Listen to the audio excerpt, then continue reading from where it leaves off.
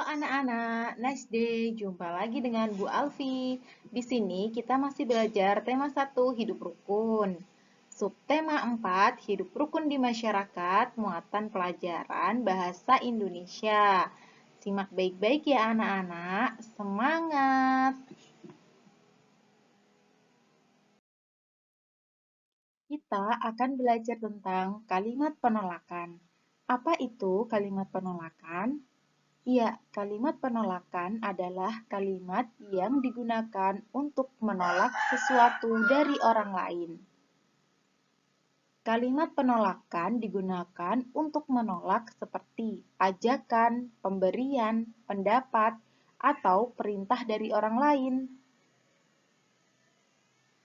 Kalimat penolakan menggunakan kata tidak setuju, kurang setuju, tidak sejalan, dan tidak sependapat. Agar kalimat penolakan lebih sopan, kita dapat menambahkan kata maaf atau mohon maaf. Contoh kalimat penolakan seperti saya kurang setuju jika kita pergi ke pantai. Yang kedua, maaf, saya tidak bisa menerima bantuanmu.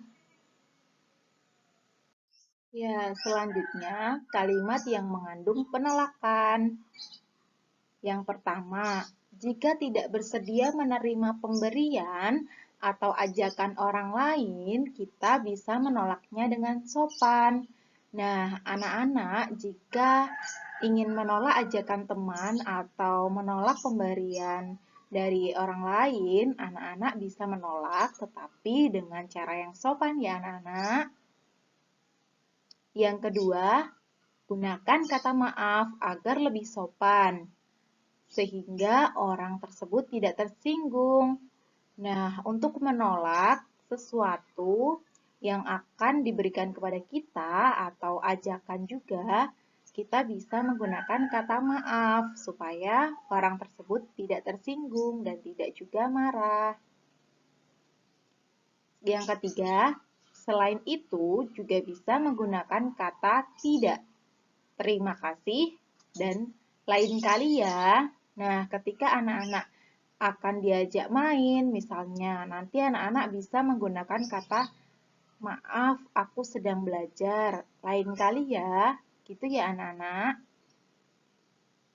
Nah, yang keempat, contohnya di sini ada terima kasih Roni, tapi aku sudah membawa bekal dari rumah. Nah, kalimat penolakan dapat disertai dengan memberikan alasan agar orang lain tidak mudah tersinggung. Nah, seperti contoh itu ya anak-anak. Jadi, ketika kita akan melakukan penolakan, lebih baiknya disertakan dengan alasan agar teman atau orang lain yang memberikan kepada kita atau mengajak kita bisa memahaminya.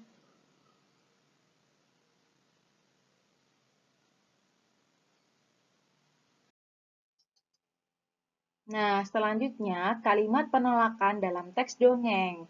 Kalimat penolakan ini selain terdapat dalam percakapan, juga terdapat dalam teks dongeng.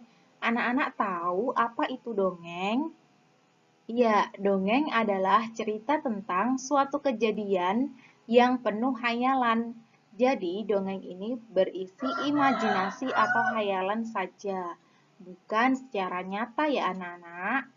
Jadi, cerita dalam dongeng ini hanya fiksi atau tidak nyata. Dongeng biasanya diceritakan secara turun-temurun dari nenek moyang. Jadi, dongeng ini biasanya diceritakan dari kakek nenek, kemudian turun ke anak cucunya. Begitu seterusnya, anak-anak. Nah, dongeng berfungsi untuk menyampaikan ajaran moral dan menghibur. Jadi, dongeng ini biasanya berisi pesan-pesan yang baik-baik dan menghibur.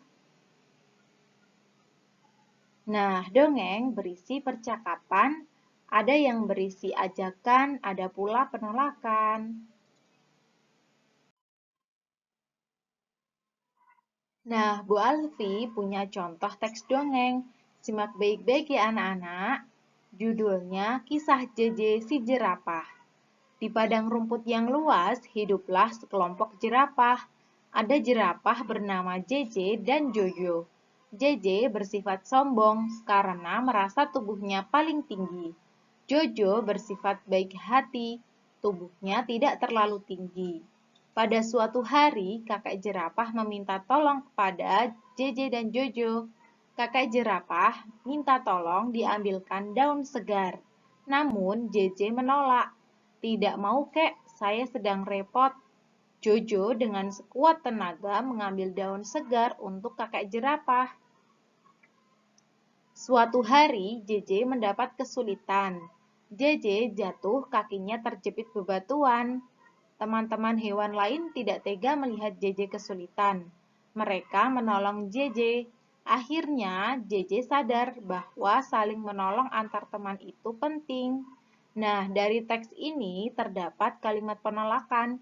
Yang mana anak-anak? Iya, kalimat penolakan pada JJ yang mengucapkan tidak mau kek, saya sedang repot. Nah, itu contoh dari kalimat penolakan dalam teks dongeng. Nah, terima kasih anak-anak sudah menyaksikan dan jangan lupa untuk dipahami ya. Semangat anak-anak.